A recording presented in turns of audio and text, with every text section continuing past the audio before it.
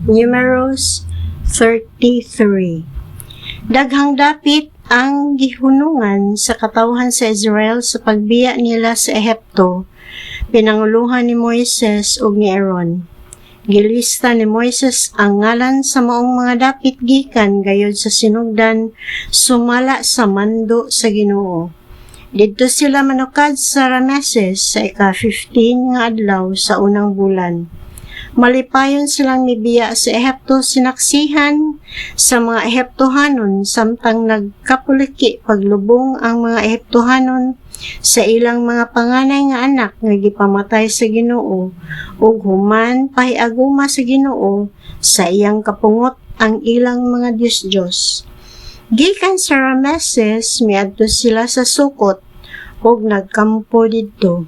O gikan sa Sukot miadto sila sa Etam nga daplin sa kamingawan. Unya mipaingon sila sa Pihahirot dapit sa sidlakan sa Baal-Sepon ug didto sila magkampo atbang sa Migdol. Unya gikan sa Pihahirot milatas sila sa dagat paingon sa kamingawan ug mipanaw sila sulod sa tulo ka adlaw sa kamingawan sa Etam ug nagkampo sila didto sa Mara. Unya gikan didto miadto sila sa Elim diin may 12 katubod sa tubig ug 70 ka palmera ug nagkampo sila didto. O gikan sa Elim, nagkampo sila daplin sa dagat nga pula. O gikan didto, miadto og nagkampo sila sa kamingawan sa Sin. Gikan sa Sin, mipaingon sila sa Dofka og nagkampo didto. Unya, gikan didto miadto sila sa Alus, o gikan sa Alus, nagkampo sila sa Refidim, diin wala sila'y nakaplagang tubig nga mainom. Gikan sa Refidim, didto sila magkampo sa kamingawan sa Sinai. Gikan sa Sinai, miadto sila sa Kibrot, Hataaba, ug unya gikan didto nagkampo sila sa Haserot. Gikan sa Haserot, nagkampo sila sa Retma, o gikan didto nagkampo sila sa Rimon Peres. Gikan sa Rimon Peres nagkampo sila sa Libna. Unya miadto sila sa Resa ug nagkampo didto. Ang sunod nilang gikampuhan mao ang Kehelata. Gikan didto miadto sila sa bukid sa Sefer. Ug gikan sa Sefer miadto sila sa Harada.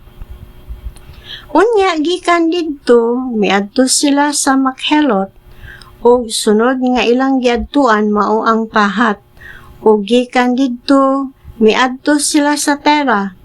Gikan sa Tera miadto sila sa Metka ug miadto sila sa Hasmona. Gikan didto mipaingon sila sa Moserot ug gikan sa Moserot miadto sila sa Bene Jaakan. Unya, mipaingon sila sa Harhagidgad ug gikan didto miadto sila sa Jotbata ug unya sa Abrona. Gikan sa Abrona miadto sila sa Esion Geber ug unya mipaingon sila sa kamingawan sa Zin. Gikan didto miadto sila sa bukid sa Sinai duol sa utlanan sa Edomea. Unya si Aaron nga pari miadto sa bukid sa Hor sumala sa mando sa Ginoo ug namatay siya didto. Una kadto nga adlaw sa ika-5 nga bulan sa ika-40 ka tuig sukad sa pagbiya sa mga Israelita sa Ehipto. Sa pagkamatay ni Aaron, 123 ang iyang panuikon. Unya ang kanaanhon nga hari sa Arad nga didto magpuyo sa Negev nakabalita sa pag-abot sa mga Israelita. Niadtong higayuna ang katawhan sa Israel, gikan pa sa bukid sa Hor o gidto magkampo sa Salmona. Unya gikan sa Salmona, miadto sila sa Punon, o gikan didto miadto sila sa Obot. Gikan sa Obot, miadto sila sa Eye Abarim nga sakop sa Moab. Gikan didto miadto sila sa Dibon Gad. Gikan sa Dibon Gad miadto sila sa Almon Deblataim ug nagkampo sila sa kabukiran sa Abarim at bang sa Nebo. Gikan didto mipaingon sila sa kapatagan sa Moab daplin sa suba sa Jordan sa Jericho. Nagkampo sila daplin sa Jordan gikan sa Bet-Jesemot hangtod sa Abil-Satim sa kapatagan sa Moab. Unya giangnan sa Ginoo si Moises samtang didto siya sa kapatagan sa Moab daplin sa Jordan at bang sa Jericho. So tihi ang katawhan sa Israel nga inigtabok nila sa Jordan ngadto sa Kanaan. Kinahanglan nga hinginlan nila ang tanang lumulupyo sa maong dapit ug dugmuko nila ang ilang mga kinulit nga larawan nga bato ang tinunaw nga hinulman nilang mga larawan ug panglumpagon ang ilang mga halaran nga atoa sa kabungturan. Kinahanglan usab nga panag-iyahon ug puy-an ninyo ang maong yuta kay gihatag ko man kini kaninyo. Kinahanglan nga magripas sila kun hain ang magbahin kanila. Ang banay nga daghag mga sakop bahin nagdako ug ang jutay rag sakop bahin gamay. Ang dapit nga matungnan nilag hulbot ni gripa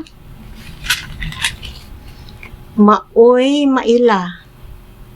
Sa banay diin ang usa ka tawo mahisakop adto siya bahini sa yuta nga maoy bahin sa maong banay.